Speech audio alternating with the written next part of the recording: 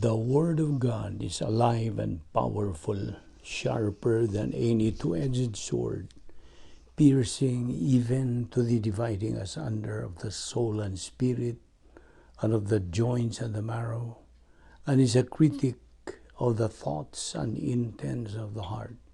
All Scripture is God-breathed, and is profitable for doctrine, for reproof, for correction, for instruction in righteousness, that the man of God might be mature, thoroughly furnished unto all good works.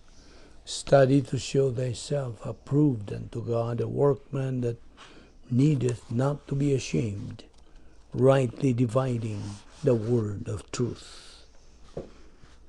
Psalm 85:8, I will hear what God the Lord will speak, for he will speak peace unto his people and to his saints.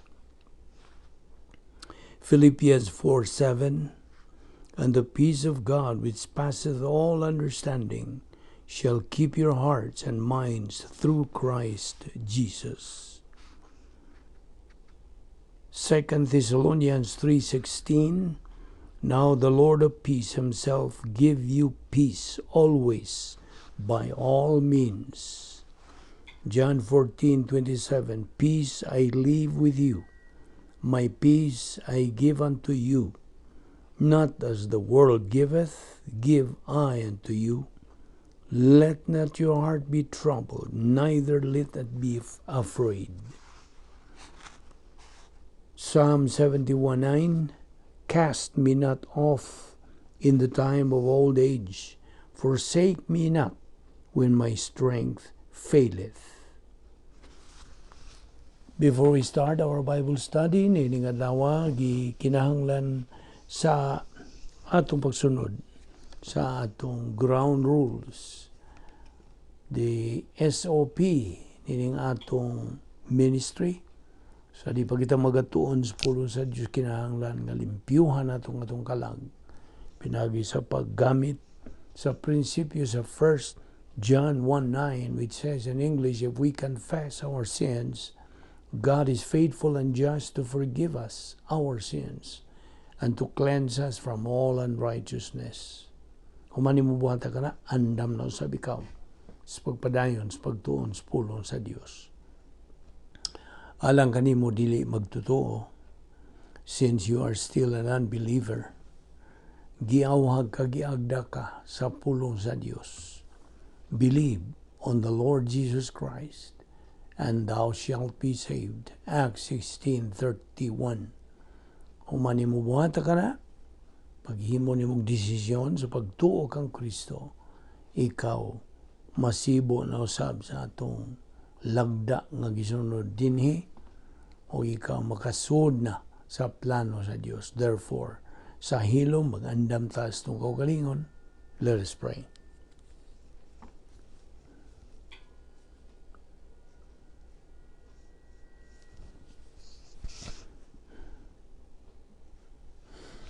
Balaan na mo nga Diyos, nagapasalamat kami kanimo ni ining usab nga adlaw sa among pagpadayon sa pagtuon sa among pulong. Salamat ning among ministry nga gipadayon panimo sa paglihok aron kini maka sabwag ngadto sa nanginahanglan, ang tanan man ang nanginahanglan nining imong mayong balita sa kaluwasan o sa mga magtutuo na nanginahanglan sa imong kamatuoran.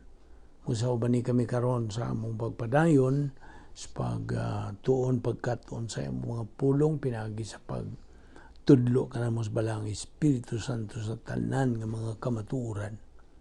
Kining tanan among gipasalamatan sa ngalan ni Ginoong Jesucristo. Amen. May ngadlaw sa tanan natong mga subscribers o mga igsoon niya ni Ginoong Jesucristo, atong mga higala, welcome. Nausab ni atong pagtuon sa pulo sa Dios, niya pagita magadupot sa atong tunanan nga giuluhag, the only means of salvation.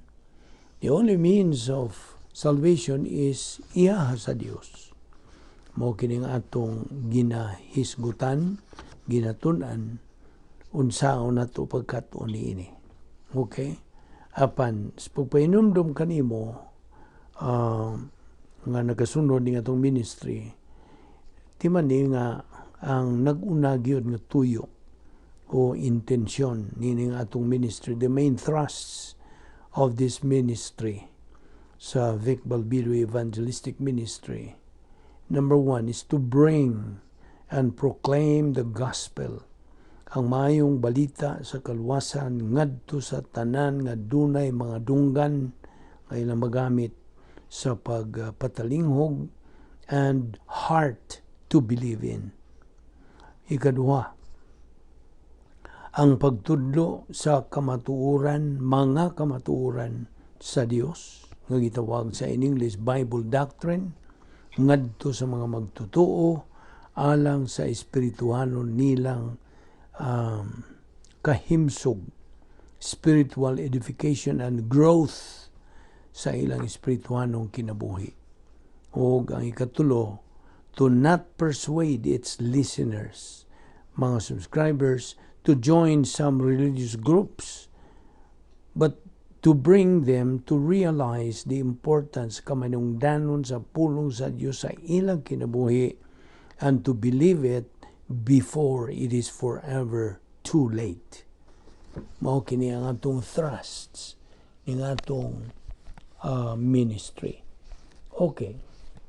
To answer straightforward sa pangutana, the only means o unsa man ang husto tukma nga paagi sa kaluwasan.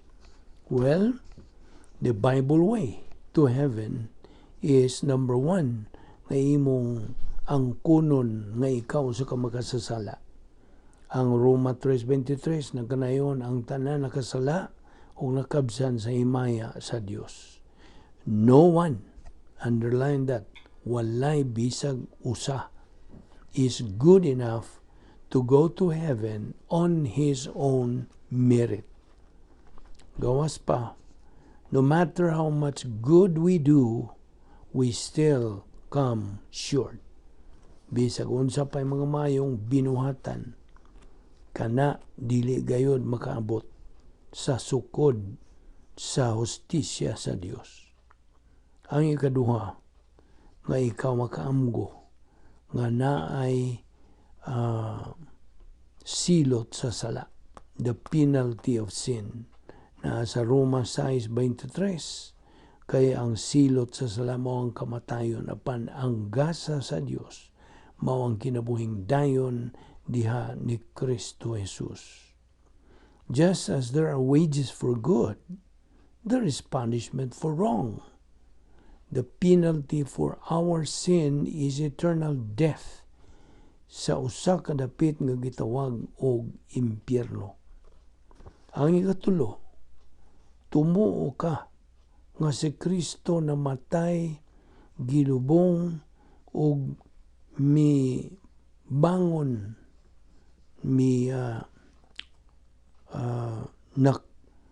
nabanhaw sa ikatulo ka adlaw alang kanimo. Believe that Christ died, was buried, and rose again for you. Ang Roma 10:9 kanayon, that if thou shalt confess uban sa imong ang Ginoong Jesucristo, if you confess with thy mouth and shalt believe in thine heart nga ang Dios mibanhaw kaniya gikan sa mga patay, ikaw maluwas kung imong tuuhan kana. Ikaw upat, saligi tuuhi si Kristo lamang, ingon nga imong manluluwas. Romans 6:23, but the gift of God is eternal life, pinagi kang Kristo Jesus nga atong Ginoo. Romans 10:13, for whosoever shall call upon the name of the Lord shall be saved. Sa ato pa, ang kinabuhing dayon, gasa kini nga gibayran, gilukat sa mahal nga dugo ni Jesus and offered freely to those who call upon Him. Pinagi silang pagtuo. Bisag kinsa nga mutuo kang Ginoong Kristo, maluwas hangtod sa kahangturan. Being saved is a one-time event. Di man ka na. Mao ka na ang pagtuwag. Yan ang pangutana, unsaon man. Unsa may bugtong paagi nga maluwas ang tao. Okay, kining tanan nga itong ipangisgutan. Gibasihan kini tanan sa Biblia. Wa na tukuha ang mga tinubdan sa uban pang mga tinubdan nga tawahanon. Gikan sa Biblia, ikaw na sayod na unsa ang Biblia. Kaya kanang libro nga imo karon gikuptan diha sa imong mga kamot or that's on your lap.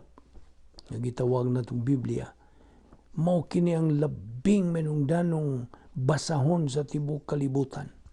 It is the greatest book the world has ever known. Kini dili kasagaran nga libro. It is a supernatural book.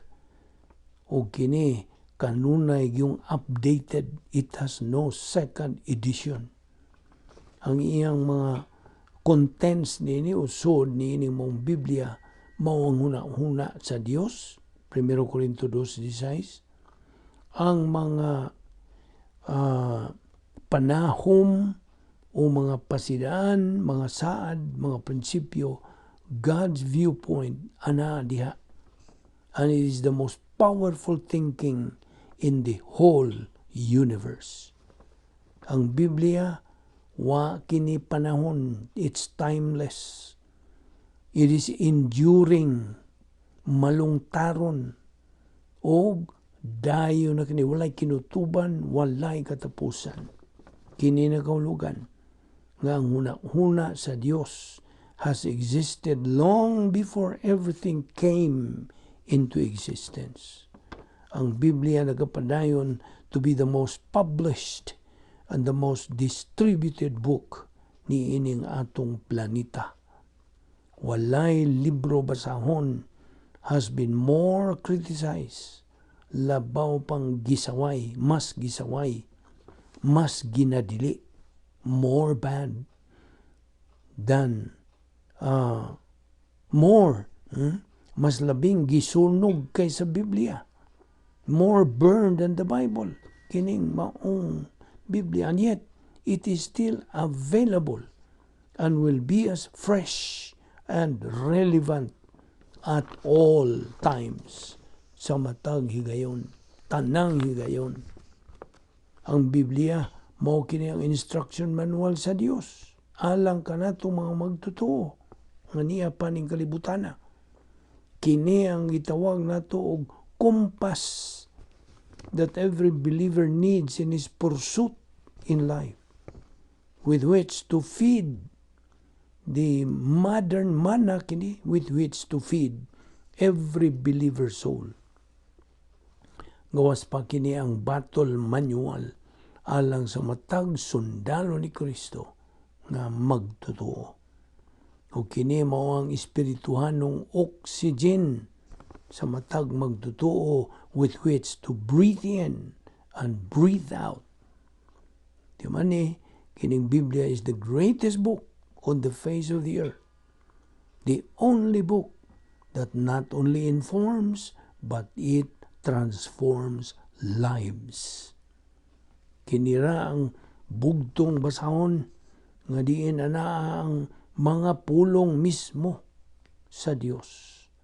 Inerrant, way pagkasayo, infallible, dili na mapakyas, way pagkakunhod niya na. Instructing any member sa matag sakop sa kaliwatan sa tao unsaon niya pagkaluwas. Kini lamang ang bugtong basahon nga tambag sa mga magtutuo ni Kristo unsaon nila pag kinabuhi, usa ka kinabuhi nga may kahulugan, nga may katuyuan, and with definition. In other words, unsaon nila pag kinabuhi usa ka malipayon, kontento, mabulukon, abundant, fantastic, and victorious life. Living in God's power sphere. Ang gitawag na to operational divine dynasphere, fulfilling the protocol plan of God. Mao ni pipila ka mga punto din yung atong ipainomdom kanimo. Kay mahinungdanon kini pag-ayo sa imong kinabuhi. So, sa atong gibiyaan kagahapon, atong gisgutan, nga kita mga magtotoo in the New Testament, kita naluwas, pinagi sa itong pagtutok, pabalik, looking backward to the cross, pinagi usab sa pagtuo.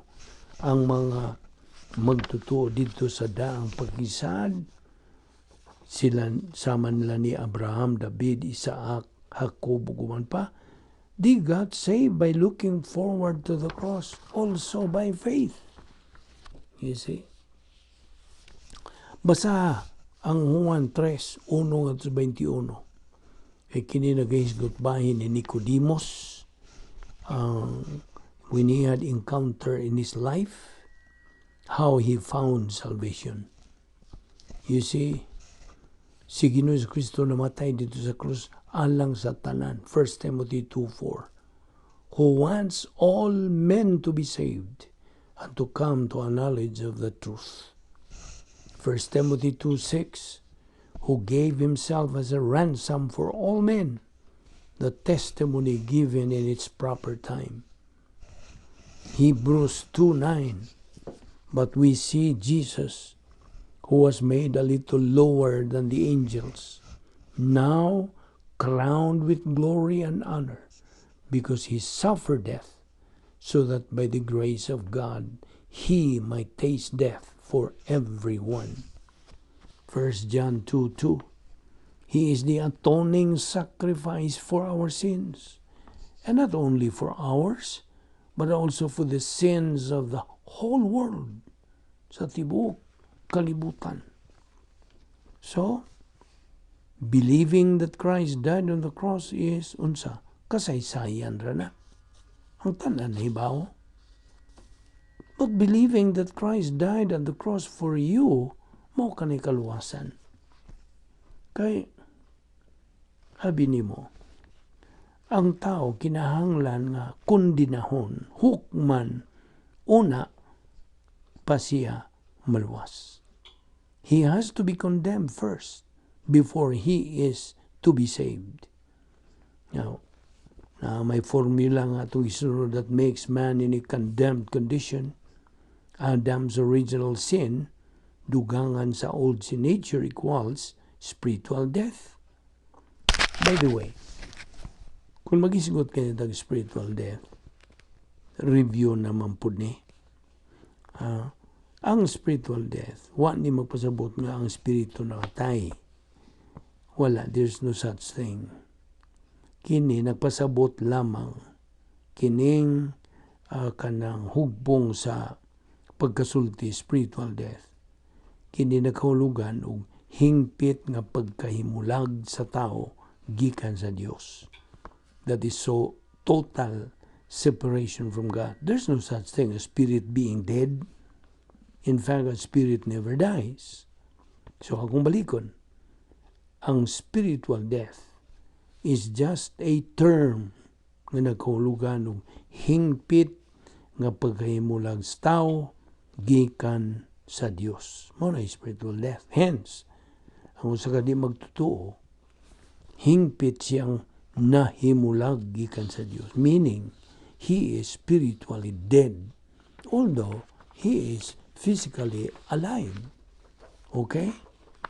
So, sa ako nang ginaingon kanimo earlier, ang tao kinahanglang kondinahon una sa di pa siya maluwas. Now, of course, na mga ehemplo sa usa ka tao who needs to be saved, meaning he needs to be rescued.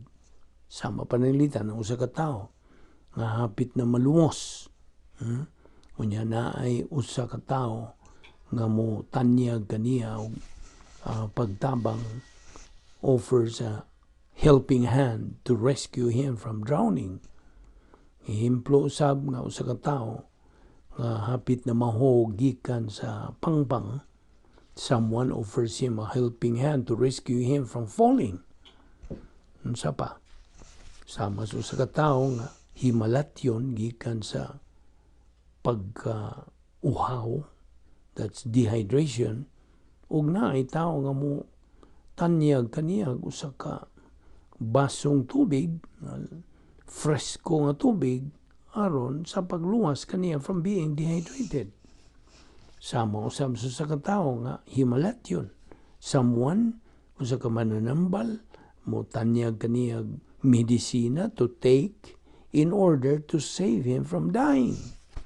Kini ang mga ihimplo lamang sa usa ka tawo nga kinahanglan luwason. But get this, any person can accept or reject to be rescued. Ngano man. Tungod kay it's a matter of choice. Kaya ang tao gud na may kabubuton, makapili ba siya? Mudawat ba siya ng tanyag o dili? Ang usa ka tawo nga mo salikway kang Kristo ingon nga manluwas, gitawag lang kini siya og natural nga tao.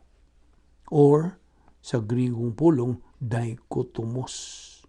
Well, of course, ang dichotomos, in English naman na nila nga nagpasabot nga ang maong tao dunalay lawas o kalag. So, that means he only has a body and a soul. Now, ang usa ka tawo nga mutuo kang Kristo ingon nga manluwas, gitawag kini og espirituhanon nga tao or trichotomos, which means na siya lawas, kalag, ug tawhanong espiritu, human spirit. Question. Giyon sa manimo pagkasakop sa imong panimalay sa tawhanon. Okay? How did you get into your human family? Tubag by birth. Gusto? Now, laing pangutana. How did you get into the family of God? Tubag? Also by birth. And that is being born again, meaning regenerated. Kaya niya mga prinsipyo, nagkanayon. Siya nga natao sa makaduha. He who is born twice, mamatay lang siyang makausa. Apan siya nga natao sa makausa, mamatay siya sa makaduha. Kung in English, he who is born twice only dies once. But he who is born only once dies twice. You know, doon na duha ka matang sa enerhiya. Energy ba? Namely, potential. Ikaduha, kinetic. Now, ang potential energy, nagkahulugan kini og energy that has not done anything yet. That's potential. May puruhan pa. Ang kinetic, nagkahulugan sa pagkatinuod na niya. This means the reality of it has done something. Now here is its analogy ni bahin ini. Ang mayong balita sa kaluwasan, the gospel, potentially all people can be saved.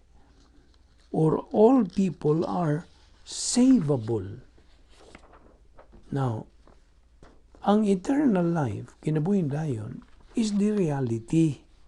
Mao na gitan din nato sa kinetic. Kuha ni mo? Oh, by the way, ang matag sakop sa kaliwatan sa tao, anay tulubagon. He has the responsibility to listen and to believe in the gospel. 1 Timothy 2:4, Acts 16:31, John 6:28-29, Ephesians 1:13.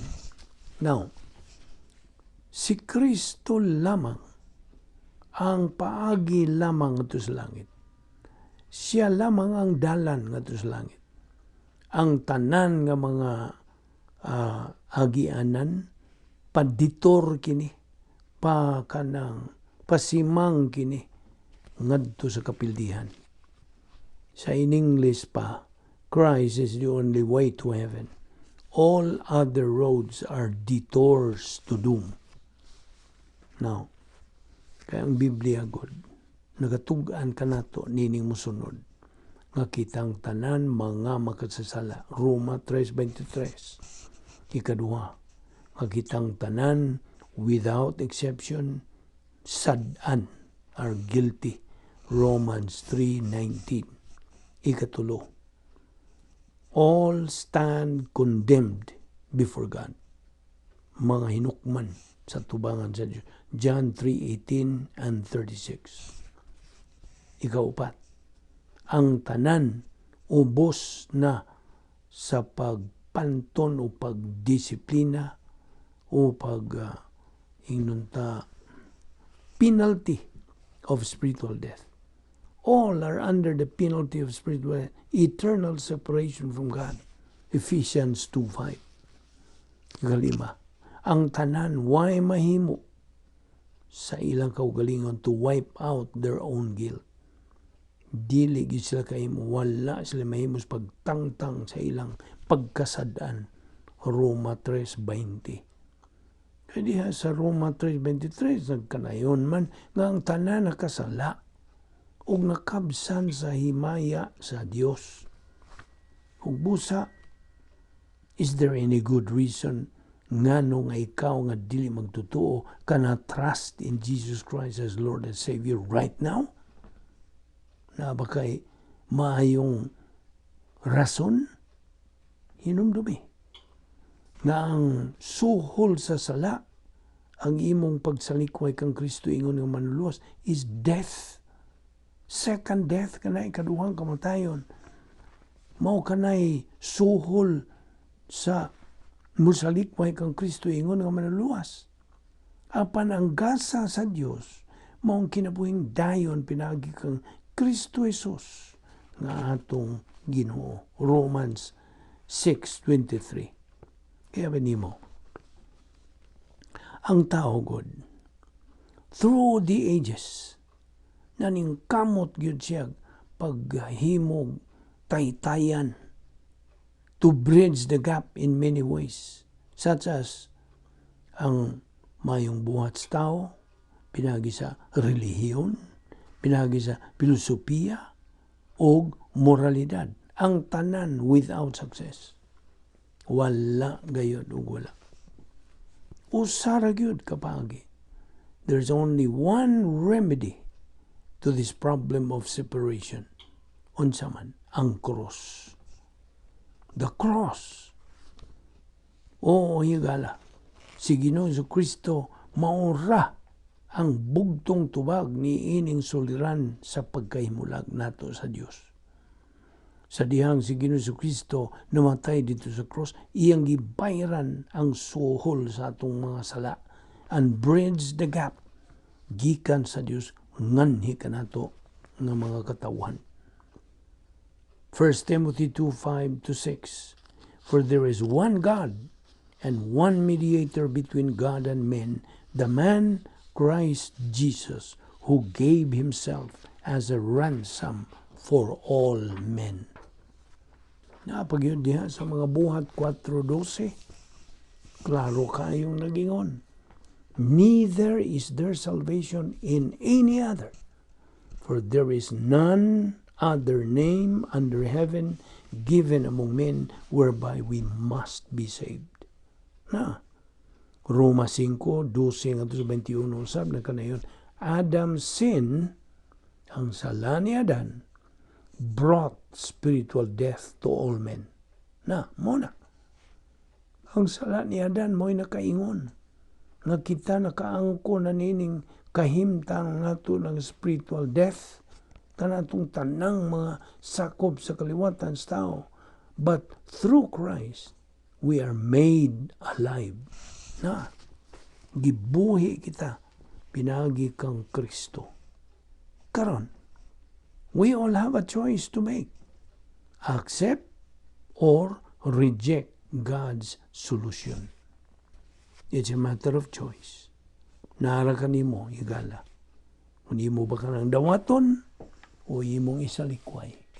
Ang Diyos nagatahod unsay imong himoong desisyon. Apan di man with that decision goes responsibility. Magampo ta. Balang Diyos, nagapasalamat kami kanimo. Ning lain na usab nga higayon sa among pagpakigambitay kanimong sa imong mga pulong.